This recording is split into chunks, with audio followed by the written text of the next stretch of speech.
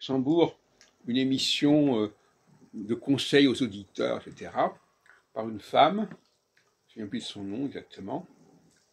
Et de toute façon, de manière générale, je crois qu'il faut être extrêmement clair là-dessus. Quand une femme donne des conseils, elle les donne au nom de ses valeurs intrinsèques, viscérales.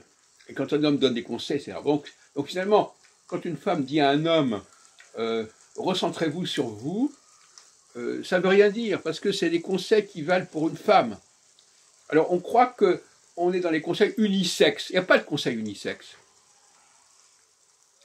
Les gens doivent, l'équilibre des gens, il est en rapport avec leur sexe, enfin avec les valeurs de leur propre sexe. On ne parle pas de sexualité là, on parle du mot genre dans un autre sens.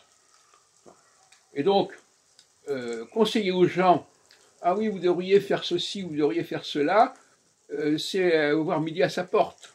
Hein, c'est une façon de dire, voilà, ben, moi, ce qui est important pour moi, c'est important pour vous. Et alors, c'est un problème, parce que les femmes vont juger que les hommes se trompent en n'étant pas en accord avec les valeurs qu'elles ont elles, et inversement.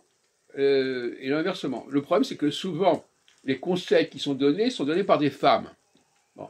Ménie Grégoire, etc., Madame Soleil, Macha Béranger, etc., etc. Bon.